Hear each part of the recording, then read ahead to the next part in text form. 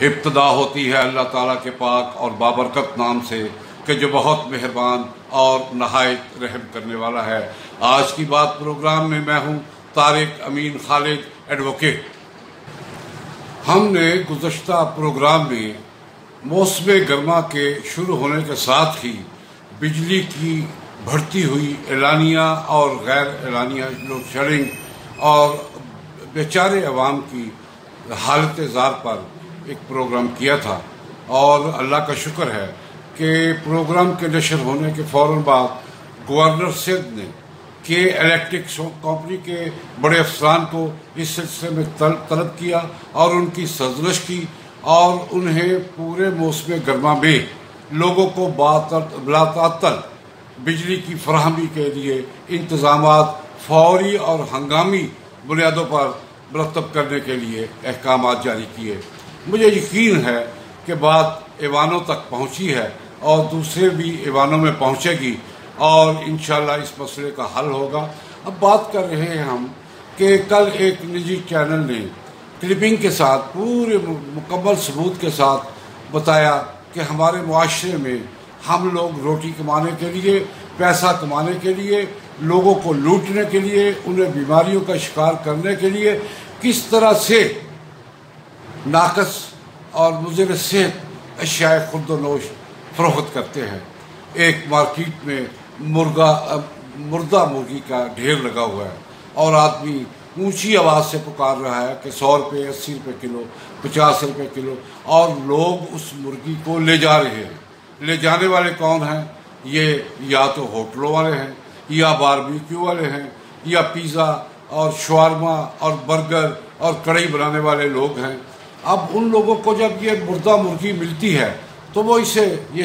سب کی بات تو نہیں، پانچوں کے لیے ایک جیسی تو نہیں ہو سکتی، لیکن میجارٹی ان میں سے ایسی ہے کہ وہ لوگ اس مردہ مرغی کو انسانوں کی جانوں سے کھیلنے کے لیے اور راتوں رات امیر ہونے کے لیے یہ مرغی جو ہے، مردہ مرغی، اس کو غذا کے طور پر شامل کر رہے ہیں۔ میں نے تحقیق شروع کی، میں نے دیکھا کہ کیمیکل زدہ دودھ آج سے 10-15 سال پہلے ایک بہت بڑا گناہ سمجھا جاتا تھا، اور لیکن اب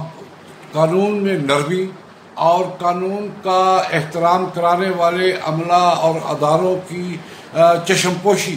کی وجہ سے یہ کیمیکل دودھ جو ہے یہ اب اس قدر زیادہ بڑھ رہا ہے کہ آپ اندازہ کریں کہ اتنی ہماری گائے بھینسیں اور دیگر دودھ دینے والے جانور دودھ نہیں دیتے جتنا دودھ یہ کیمیکل زدہ اپنی بھٹیوں میں بناتے ہیں، اور راتوں رات ان کے کنٹینر بھرتے ہیں، یہ مختلف جگہوں میں، مختلف شہروں میں، مختلف دکانوں پر جاتے ہیں، اور ہوا یہ بھی ہے کہ ہر شہر میں دودھ فروخت کرنے والی دکانوں میں ایک دم اضافہ ہو رہا ہے۔ کبھی ہر شہر میں 2-3-4 دکانیں ہوا کرتی تھی، ہر محلے کے نکڑ پر دکان ہوتی تھی، لیکن اب ان دکانوں کا عروج ہو چکا ہے۔ وجہ اس کی یہ ہے کہ اس میں منافع بہت زیادہ ہے اور پوچھنے والا کوئی نہیں ہے۔ اس میں کوئی شک نہیں ہے کہ پنجاب فوڈ اتھارٹی جو ہے اس سلسلے میں کبھی کبھار ریڈ کرتی ہے اور بڑی تعداد میں دودھ کو نالیوں میں بہا دیتی ہے، ان کیمیکل زدہ دودھ کو، اور یہ دودھ کی نہریں بہانا اس پنجاب فوڈ اتھارٹی کا ہی کام ہے۔ لیکن ہوتا کیا ہے کہ ان لوگوں کے خلاف کوئی کارروائی نہیں ہوتی۔ یہ دودھ کون کیمیکل زدہ بناتا ہے؟ یہ وہ لوگ بناتے ہیں جن کو سرپرستی حاصل ہے بڑے لوگوں کی، جن کو یہ حصہ دیتے ہیں، بھتہ دیتے ہیں، اور یہ کیمیکل زدہ دودھ پیتا کون ہے؟ بچے، عورتیں، بوڑھے، بیمار، سب لوگ اس کو پیتے ہیں، اور اس کو پینے کے بعد معدے کی، جگر کی،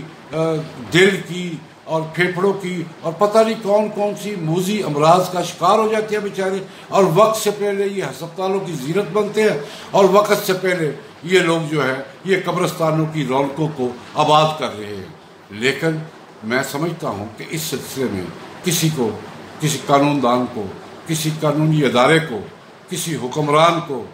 اور پارلیمنٹ کے لوگوں کو اس سلسلے میں دیکھنا ہوگا۔ لیکن کیا کریں؟ آپ دیکھیں نا کہ پھک، میں اسپیشل لفظ استعمال کر رہا ہوں پنجابی میں، پھک وہ چیز ہے جسے گدھے کھاتے ہیں، لیکن میں ذاتی تجربے کے ساتھ کہہ سکتا ہوں کہ پھک کو چائے کی پتی بنانے میں،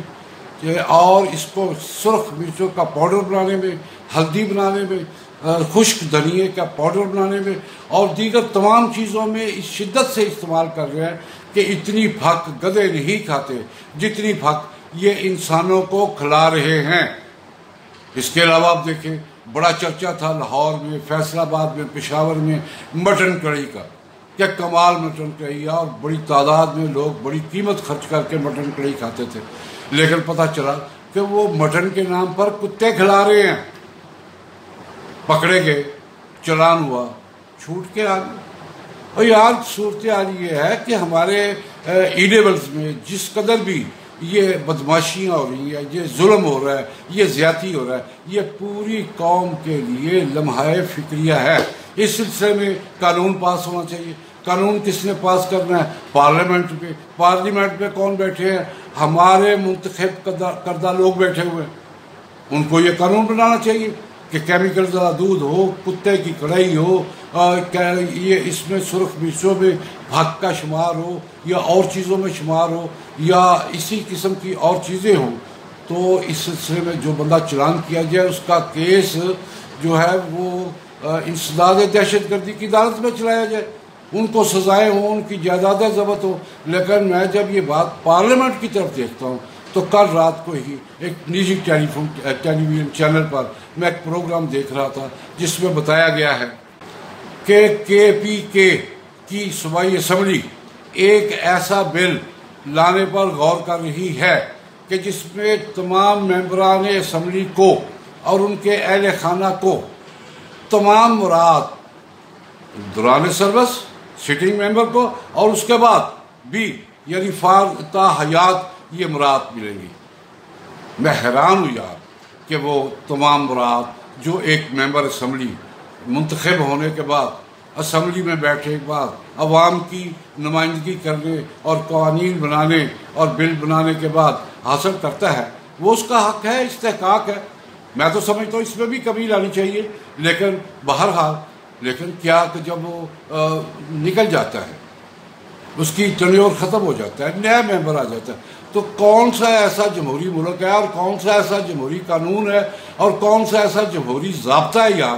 اور کون سی ایسی جمہوریت ہے کہ بندہ ریٹائر ہو گیا، بندہ ممبر تھا، ممبر شپ اس کی ختم ہو گئی، اس کے بعد الیکشن لڑے، پھر آئے نہ لڑے، تو اس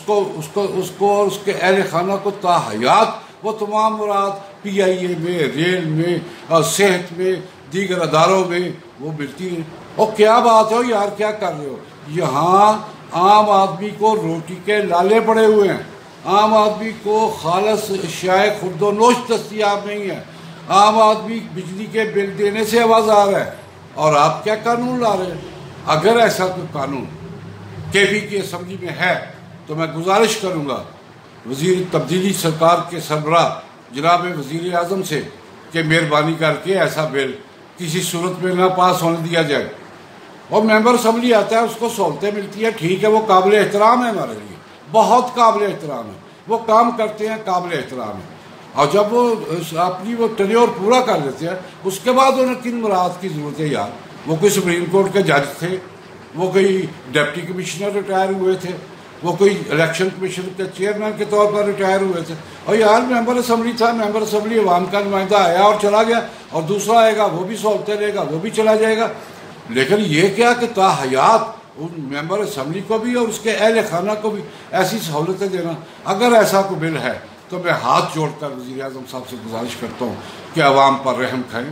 جمہوریت پر رحم کھائیں، اپنی سیاسی جدوجہد پر رحم کھائیں، اپنی تحریک انصاف پر رحم کھائیں، اور ایسے کوئی قانون اگر پاس کرنے کی کوشش کرے آپ کے ٹرنور میں تو اسے منع کرا دیں۔ تو کمال بات ہے یار، میں تو سمجھ نہیں رہا کہ یہ ہو کیا رہا۔ ایسی بھی معلومات ہیں کہ گزشتہ یا موجودہ ٹرنور میں قومی اسمبلی کے ممبران کی اعزازیے میں تنخواہوں میں بے تحاشا اضافہ کر دیا گیا تھا۔ اور بھائی اگر ممبران اسمبلی کی تنخواہوں میں اضافہ کرنا ہے نا تو شوق سے کرے، لیکن اس سے پہلے ایک شرط ہے کہ اس جمہوری ملک میں اس جمہور کے لیے جو 22 کروڑ عوام ہیں، پہلے ان کے معیار زندگی کو اتنا بلند کرے، ان کو ایسی مراد دے، ان کی مالی اور معاشی جو ہے صورتحال کو اس مقام پر لے جائے کہ وہ خوشحال ہو جائے، اور وہ جب خوشحال ہوں تو بڑے شوق کے ساتھ آپ ان ممبران KPK کو اور ان کے اہل خانہ کو جناب بلیو پاسپورٹ بھی دیں، ان کی تنخواہوں میں بھی اضافہ کرے، ان کے اعزازیے میں بھی اضافہ کرے، لیکن اس سے پہلے شرط یہ ہے کہ ایک اچھا جمہوری ملک ہونے کے ناطے سے آپ پہلے عوام کو سب سے پہلے مراد دیں، وہ ثمرات عوام تک پہنچائیں جو اس وقت بے روزگاری کا، مہنگائی کا، بدحالی کا، بیکاری کا اور ملاوٹ زدہ اشیاء کا شکار ہے، جن کو نہ رات کو سکون سے نیند آتی ہے اور نہ دن کو چین ملتا ہے، جن کو کبھی ڈاکو لوٹ لیتے ہیں اور کبھی محکمے لوٹ لیتے ہیں۔ اور یار خدا کے بندوں، پہلے ان کی زندگیوں کو بہتر بناؤ اور پھر ہمیں کوئی تکلیف نہیں ہوگی، پھر ہم خوش ہوں گے کہ ممبران اسمبلی کی تنخواہوں میں اضافہ ہو رہا ہے، ان کے اہل خانہ کو بلیو پاسپورٹ مل رہے ہیں، لیکن اس سے پہلے نہیں کہ جب تک یہ کہ عوام جو ہے ان کی حالت جو ہے بہتر نہ ہو۔